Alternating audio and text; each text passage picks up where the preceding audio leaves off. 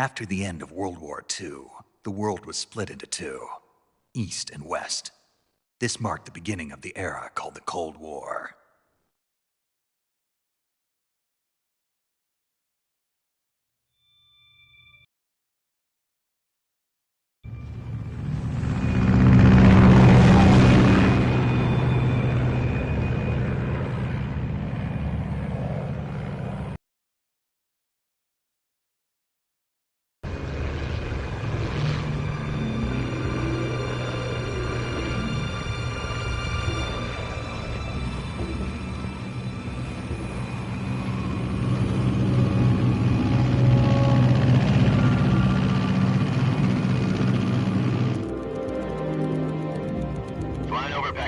Altitude 30,000 feet.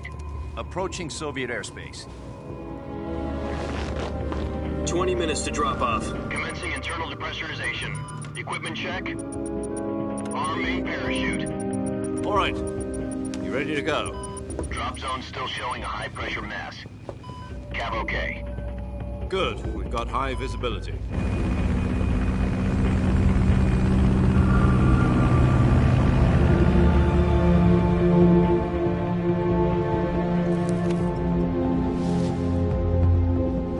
Put out that cigar.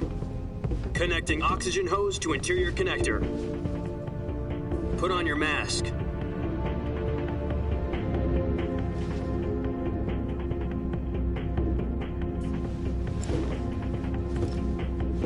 Does this panty waste know what he's doing? Approaching release point. 10 minutes to drop off. Hey, are you deaf? He said put out the cigar and put on your mask.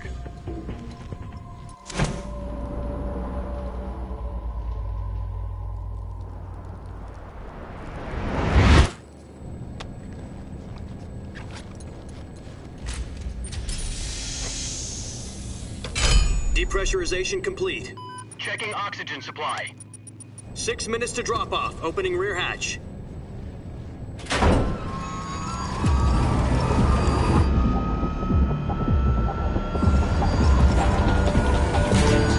Sunrise.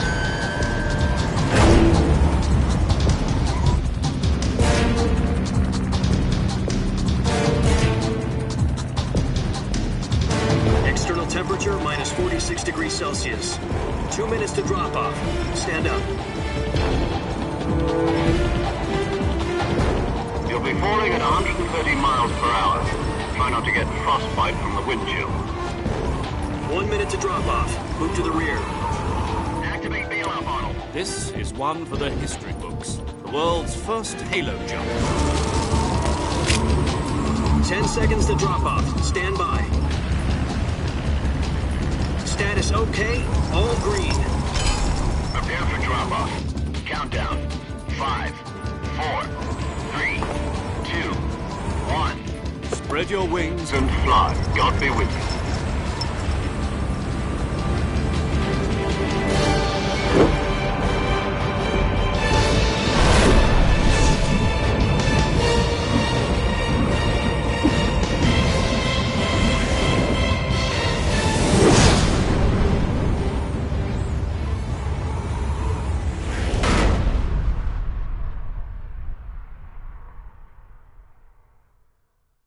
Jack, I've got some important news. The head of the CIA has finally given us the green light for the virtuous mission. Virtual mission? No, the virtuous mission. The future of our Fox unit depends on it. If it succeeds, we'll be officially organized into a unit. Virtuous mission? Sounds like some kind of initiation ritual. You know, don't get cocky. This isn't a training op. Right. So what exactly is this wonderful mission? Well, about 2 years ago, a certain Soviet scientist requested asylum in the West through one of our moles. His name is Nikolai Stepanovich Sokolov. He's head of the OKB-754 Design Bureau, one of the Soviets' top-secret weapon research facilities, and the East's foremost expert on weapons development. Sokolov? Isn't he that famous rocket scientist? The very same. On April the 12th, 1961, the Soviets achieved the first manned spaceflight in history. The Earth was blue, but there was no God. Well spoken. The rocket that carried Yuri Gagarin into orbit was the A-1, known as the Vostok rocket. Sokolov is said to be the man most responsible for the multi-engine cluster used in that rocket. After Gagarin's flight, Sokolov left rocket development to become the head of the newly established Design Bureau. From a lowly technician to head of a design bureau, that's quite a success story, so why do you want to defect? It seems he'd become afraid of his own creations. Afraid? Call it a crisis of conscience. And for that, he left his country and his family behind and went over the fence? Not exactly. One of his conditions was that his family was also to be taken safely to the west. We used a mole to get the family out first and succeeded in sneaking Sokolov over the Berlin Wall shortly afterwards. I was the one who conducted the operation. The security on the eastern side was still full of holes back then. Then what? We got Sokolov over in one piece, but the whole ordeal had left him exhausted, and we checked him into a hospital in West Berlin. It took him 2 weeks and more than 600 miles to get from the research facility in the Soviet Union to Berlin. He was in no condition to say anything coherent. And it was only a week later that we had something much bigger on our hands. The Cuban Missile Crisis. October the 16th, 1962, President Kennedy received word that the Soviets were in the process of deploying intermediate-range ballistic missiles in Cuba. The President demanded that the Soviets dismantle and remove the missiles. At the same time, he announced a naval blockade to prevent further missile shipments from reaching Cuba. But the Soviets didn't back down, instead placing their armed forces on secondary alert. Soviet transport ships carrying missiles continued on course towards Cuba. US and Soviet forces went on alert for an all-out nuclear war. Frantic negotiations were conducted through the UN's Emergency Security Council and unofficial channels to end the hair-trigger standoff. Finally, on October the 28th, the Soviet Union agreed to remove its missiles from Cuba, and so the world avoided a nuclear holocaust. But in order to get the Soviets to pull their missiles out, we had to make a deal. You mean the one where the US agreed to remove its IRBMs from Turkey? No. The Jupiter IRBMs deployed in Turkey were obsolete, and we were going to get rid of them anyway. They had no strategic value whatsoever to either the US or the Russians. The Turkey deal was a ruse, a cover story that was fed to the other intelligence agencies around the world. So what did the Russians really want? Sokolov. They wanted us to return Sokolov. You mean the Soviets pulled out of Cuba just to get their hands on Sokolov? That's right. What the hell was he working on? At the time, we had no idea. We were running out of time. It was either give up Sokolov or risk full-scale nuclear war. In the end, we had no choice. President Kennedy gave in to Khrushchev's demand. The next day, I got Sokolov out of the hospital, handing him over to agents on the eastern side. Sokolov kept on screaming, "Save me," until he disappeared from my sight. Then a month ago, we received some new information from one of our moles. About Sokolov? Yes. He was taken back to the research facility and forced to continue working on the weapon in question under KGB supervision. What's more, it's on the verge of completion. So what kind of weapon is it? Something to do with space rockets? No, missiles. Same technology. I guess you're right. We don't know the details, but it appears to be a new kind of nuclear device. For half a year now, the Soviets have been conducting frequent nuclear tests at Semipalatinsk. Something to do with the weapon, I assume. We're talking about a secret weapon so big that Khrushchev was ready to pull out of Cuba to get it back. Is Sokolov still in the facility? No. According to our intelligence, he's in Selinoyarsk, a place in the mountains about 3 miles to the west that's known as the Virgin Cliffs. The Virgin Cliffs. Nice name for a virtuous mission. They moved him there just recently. Why? Apparently, they're conducting a field test of the weapon, but it's our best chance to get him back. This mission would never have been possible if he was still in the research facility. This is our last chance. Sokolov must have known that too when he contacted us.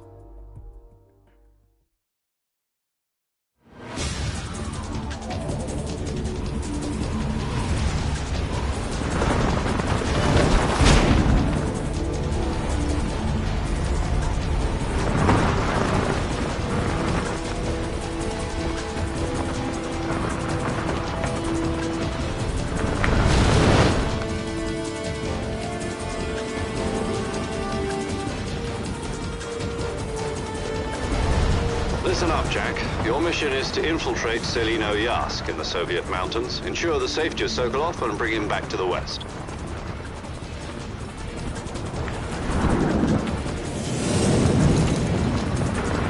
If we don't get Sokolov back before that weapon is complete, we'll be facing a major crisis.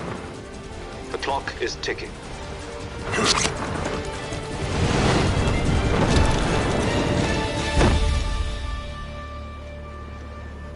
Once we've confirmed the rescue of Sokolov, stand by at the recovery point.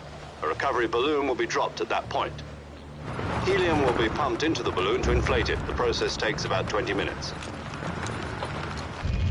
Once it's complete, the gunship's arm will latch onto the balloon and pull it up.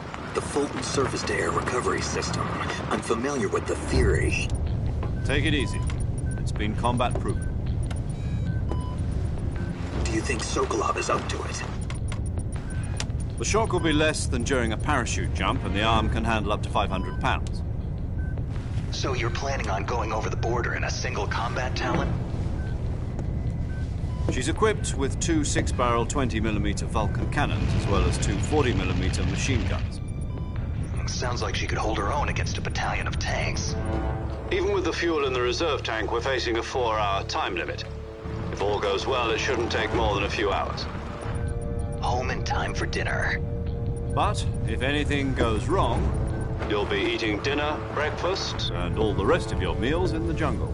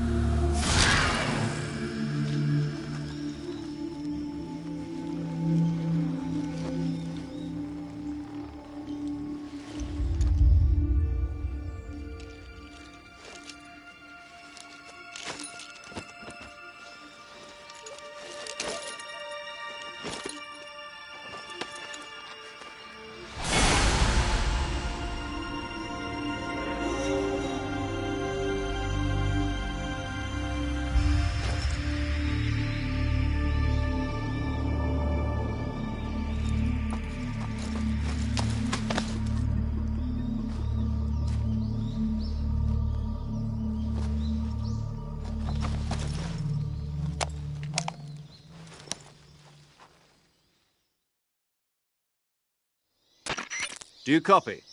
You're already in enemy territory, and somebody might be listening in. From here on out, we'll be using code names to refer to each other.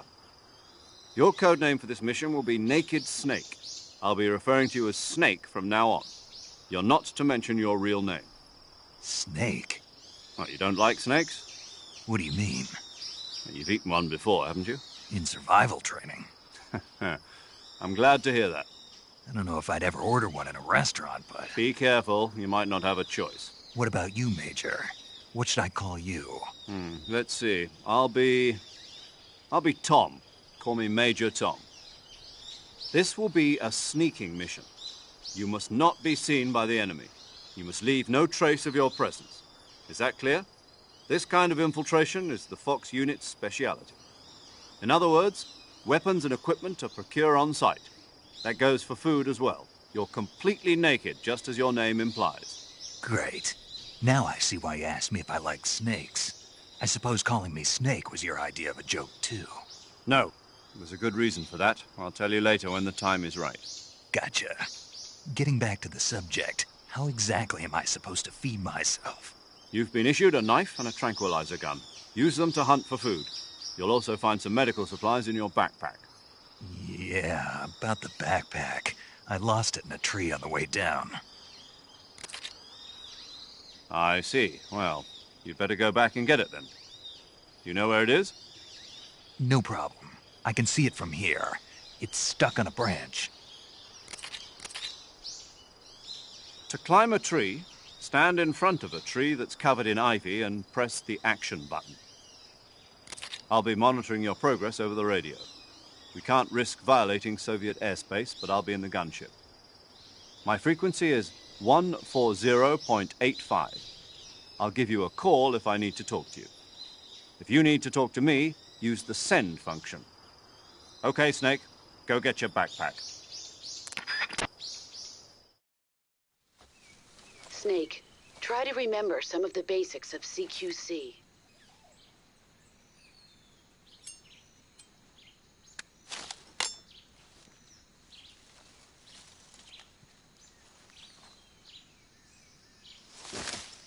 Commencing virtuous mission now.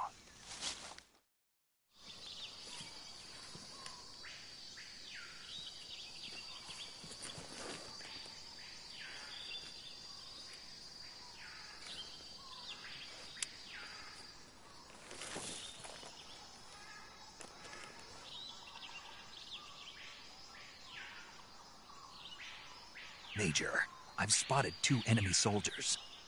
They're probably KGB troops sent to guard Sokolov. AK-47s and grenades. Snake, your presence in Soviet territory is already a violation of international law. We can't let the Kremlin find out that the CIA and the American government are involved.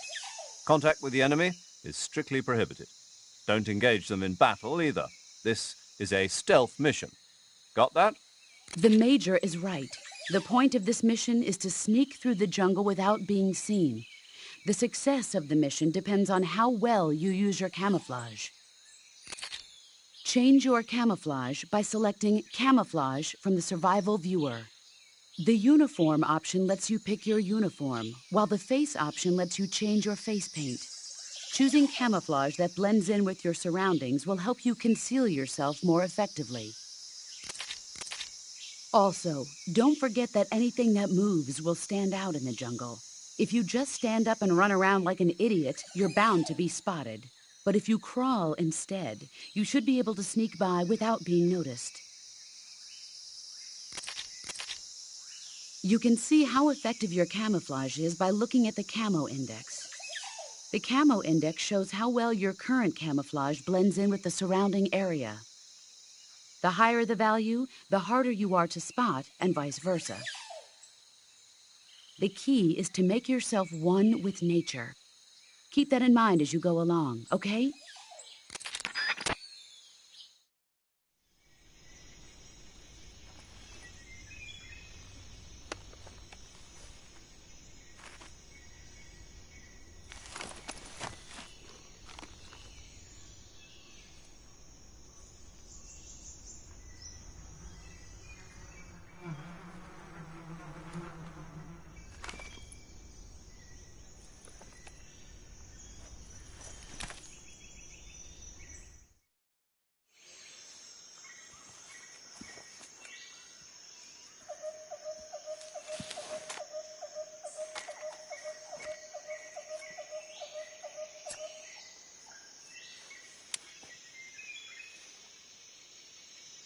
Major, I've reached the abandoned factory where Sokolov is supposedly being held. This place is a dump.